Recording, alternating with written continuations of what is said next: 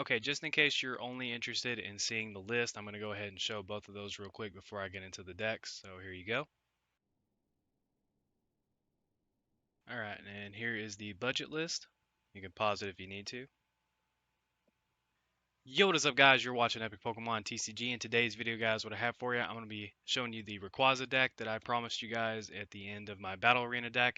If you did miss it, I uploaded a video showing you guys what you can build if you bought 2 Battle Arena decks. And to be honest with you guys, I just wasn't feeling the Magnezone setup in that deck, and I honestly prefer this one. And my buddy, when I was talking to him about uploading that, he said he was going to send me a Rayquaza list. And so here it is. So I want to say thank you to my friend for sending me this. I appreciate it, my dude. But yeah, so here it is, and I'm going to be showing you guys the budget deck and briefly going over that one. But if you guys are wanting to know how to really play Rayquaza, I would pay attention to this video, and I'll kind of discuss the differences and such in the budget version. So all right, we're going to take a look at Rayquaza GX here first. So it, of course, has the ability Stormy Winds. When you play this Pokemon for your hand onto your bench during your turn, you may discard the top 3 cards of your deck. And if you do, attach a basic energy card from your discard pile to this Pokemon. So that's just going to allow you to get some energy on Rayquaza a little faster. And then its attack Dragon Break. It does 30 for each grass and electric energy on your side of the field. And then Tempest GX just allows you to discard your hand and draw 10 for a single grass energy. So if you're in a super tight spot, this will help you out a lot with that. But essentially, the idea of this deck is to set up Dragon Break and do as much damage as you possibly can. Now, the reason why I didn't necessarily like the Magnezone version was just because of the fact that one, you're setting up a stage 2, and if you commit spots to Magneton, if you don't want to completely rely on Rare Candy and Volkner and such, that you're just taking up spots there. And Nagan and Dale honestly has great synergy with Rayquaza's ability. And my dog is trying to get a hold of my headset cord. Okay, there we go. All right, apologize. And yeah, Noggin and Dell just has great synergy with Rayquaza because you're discarding cards and you might discard more than one energy. And then whenever a Rayquaza goes down, you can use Charging Up just to kind of keep the flow going. But Charging Up allows you to attach a basic energy from your discard pile to this Pokemon. So that means you're just pulling your energy out and you're keeping your energy flow a little consistent. That way you're able to power up your Rayquaza's attack.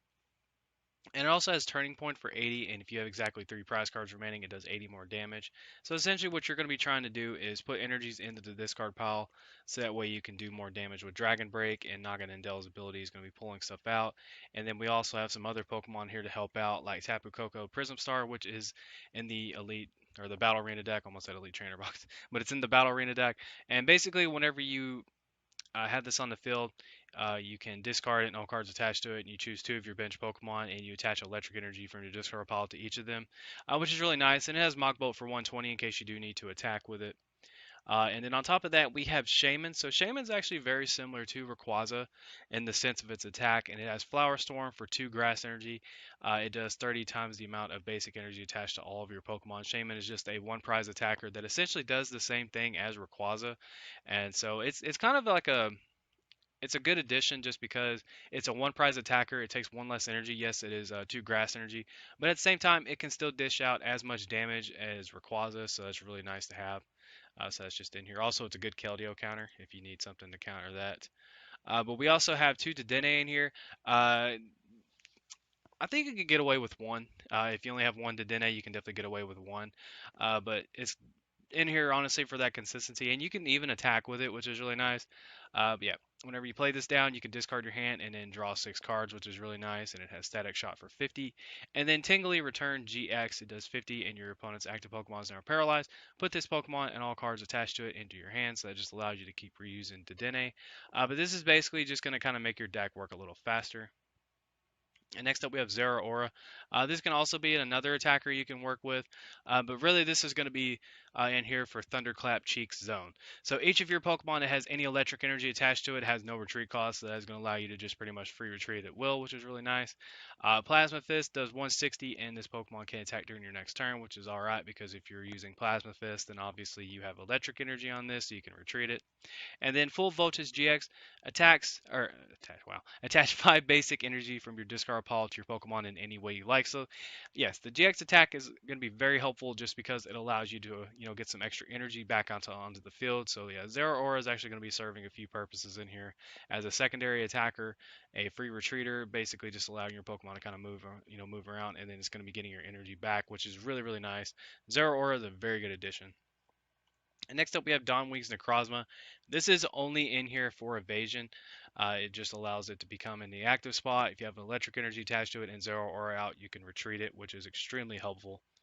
And then we have Mew in here to kind of protect your bench, just in case they want to take out your damaged Rayquaza, or they want to, take out one of your Naganadel or something like that. That's in here to help you out. And then if you're short some damage, it has Psi Power. You put 3 damage counters on your opponent's Pokemon in any way you like. So yeah, that's really nice there too. But the general strategy, like I said, is you just got stuff in here that can pull energy out of the discard pile, because you are going to be discarding a lot of cards when you're playing down Rayquaza and playing down Dedenne, and so that's going to just kind of help you get some energy in the discard pile, so that way you can just start attacking basically. And another card that goes really well with Naganadel is going to be Energy Switch. This is very similar to the strategy with Quagsire, because Quagsire allows you to move your water energy, and of course that's like a whole deck in itself. But Energy Switch is pretty much going to be the same thing. You move a basic energy from one of your Pokemon to another one of your Pokemon.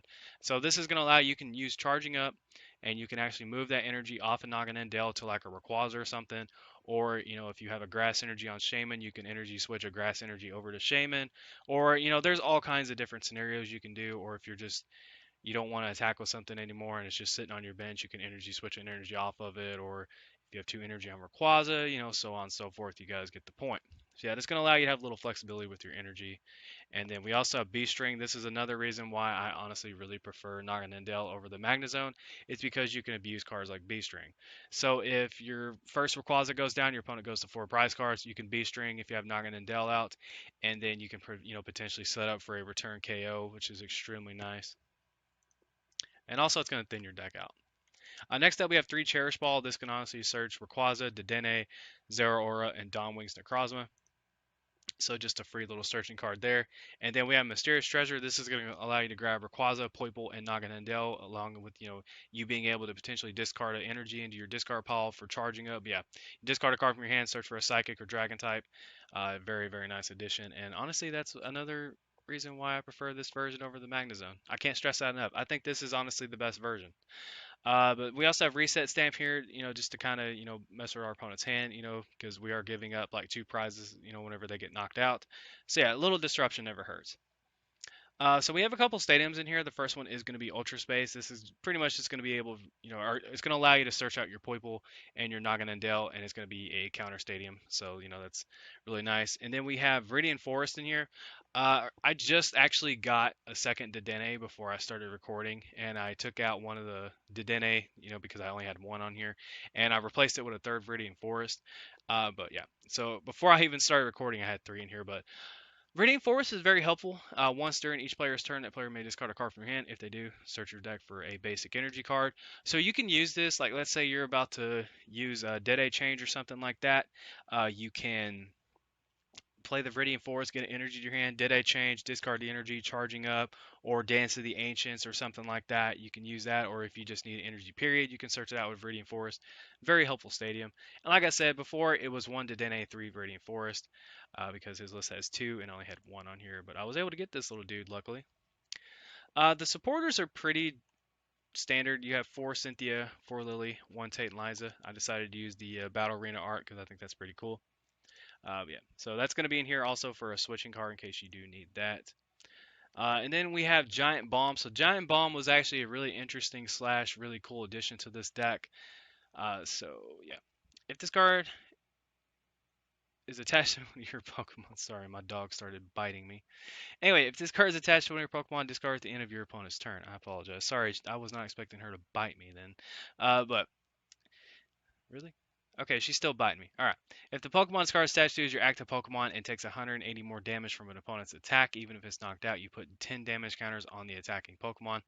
So obviously 180 damage seems like a lot, but with Pokemon cards nowadays, it's just a very easy feat.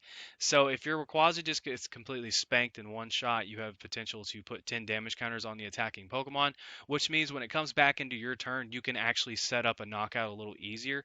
So the only way to get around this is to custom catcher or something like that.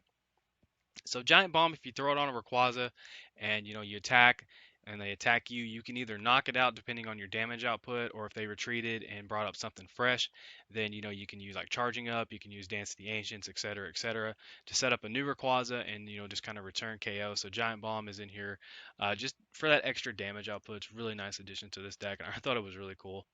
And then we're gonna round out with 7 Grass and 7 Electric Energy.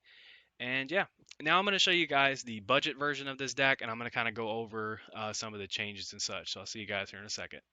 Okay, so the main reason why I am including this version into this video is because I'm actually going to be tacking this on at the end of my Battle Arena deck. So, just in case a new player sees that and, they go look at the Dene and they see how much that card is, they don't get, like overwhelmed.